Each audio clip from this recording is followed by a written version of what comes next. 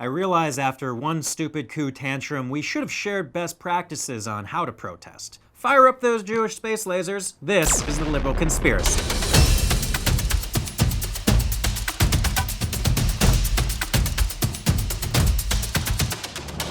For folks that found kneeling disrespectful but don't want to prosecute a mob beating cops with Blue Lives Matter flags, this program is not for you. But if you're just a fun dad that likes big tax breaks or a wild mom that just wants her body controlled by male legislatures, we're going to share some tips on how to keep your Pinterest profile unsuspended for the long run. Now, my vague Midwestern accent and tan ambiguity might allow me to almost fully employ whitish male privilege, like The Rock and Vin Diesel before me. So I'm not going to actually mansplain the proper way to organize good trouble. I'm going to do it joined by Isaac Bryan, Executive Director of UCLA's Black Policy Project.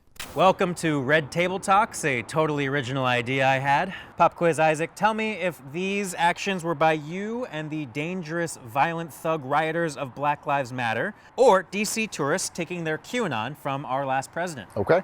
Cross-country carpools with large armories of high-caliber weapons. High caliber. I think that is the DC tourist. Breaking into the offices of heads of state and leaving threatening notes. That's definitely DC tourist.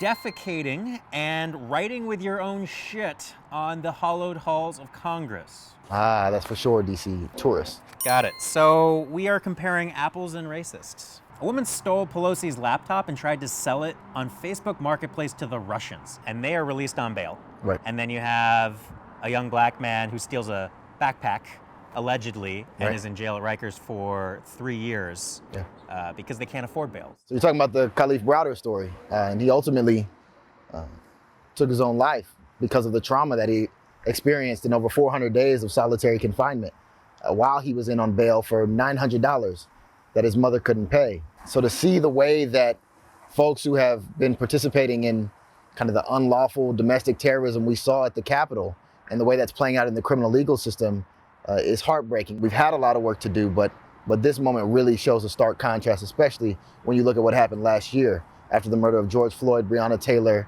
Rayshard Brooks, and countless others, where you had more protesters who were arrested and held accountable for peaceful protesting than you did law enforcement officers who had taken lives. So we don't want more punishment, just consequences that are rightful for what they did, which was an insurrection. We want equal justice under the law. And we also would like to radically transform and reimagine what systems of accountability look like, right? And so there's a contrast between abolitionist work, for example, holding law enforcement accountable and even holding domestic terrorists accountable when we know that these systems themselves need to be reimagined. But in the meantime, we at least want them to work equally for everybody.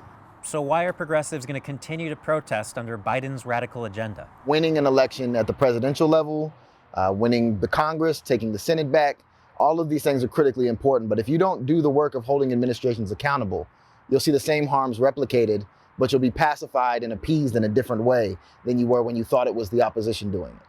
I think we have hope, right? It's one thing to organize, to protest, to mobilize against a regime that you know doesn't acknowledge your very existence or want to see you thrive.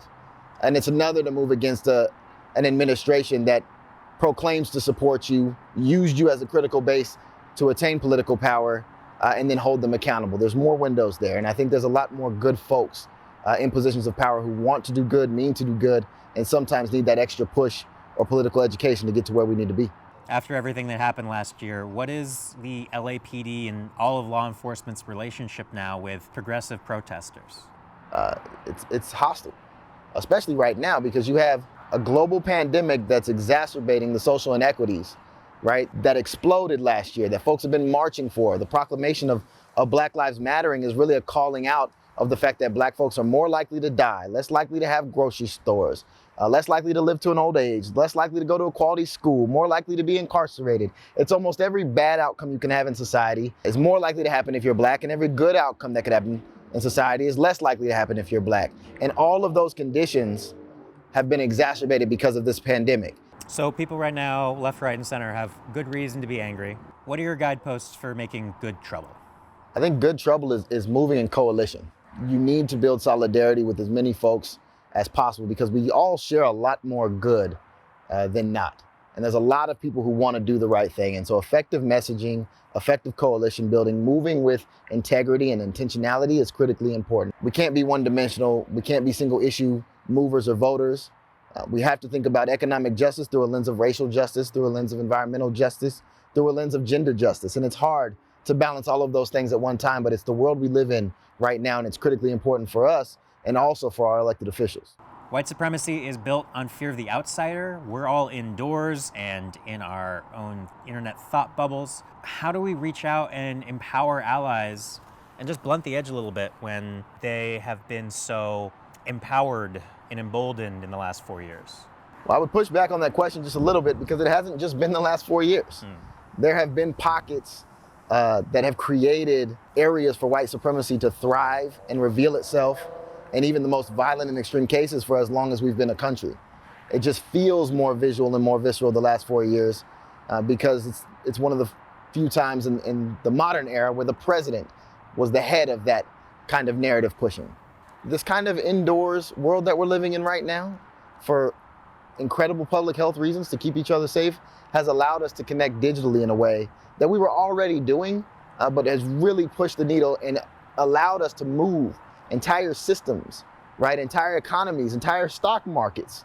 Reddit, GameStop, we see you, right? From our couches. There were ballot measures that passed in LA County and across the country that were organized in people's garages. But this pandemic has shown us the real power of where technology is, and also the real harm, right? We had Twitter had to shut down the president. Facebook had to shut down the president headed into the inauguration. And that is also something that we have to consider. With great power comes great responsibility. Feel that. And speaking of GameStop, how much of your new campaign is funded with Dogecoin? Not enough. Not enough, okay. Isaac, thank you for joining the conspiracy. Really appreciate the education, and No, that was fun. my conditioner appreciates the wind. Quick history lesson on why white people shouldn't be allowed to do things. Most people just learned about the Tulsa Race Massacre thanks to superheroes and whatever this is. Definitely the most geeked out awesome way to learn about generational trauma. It may be the single worst incident of domestic terrorism in American history and is forgotten by most. White rioters with guns, explosives, carpet bombings from the sky. You hear about it for the first time and are like, how is this a real thing that happened? This went down in my hometown 100 years ago, and I never learned about it. If we don't all internalize the most horrible wrongs deliberately, other people will learn they can do it again without consequence. Like, everyone needs to renounce their wishes, but if one person is like, wow, I should keep my wish and destroy the world in the process. I wish. I renounce my wish! Really just a terrible analogy. There is nothing salvageable from that movie. Speaking of Oklahoma, 49 people were murdered by far-right extremists in 2018, most since the Unabomber. Since 9/11, white supremacists have been responsible for almost 3 times as many attacks on US soil as Islamic terrorists. Germans have learned greatly from their history. They all carry that shit. It is instilled in new generations as warning. As a Jew, they're still on notice, but we're cool. We don't do that in America. So I ask you, where were you on January 6th? Probably home. How do you feel about it now? Because if you don't agree we're not taking the threat of that moment seriously enough, because maybe we got too much other crap going on, at very least we should make sure those involved and influencers that stoke that fire get proper comeuppance. That's the show. Some things are really hard to joke about.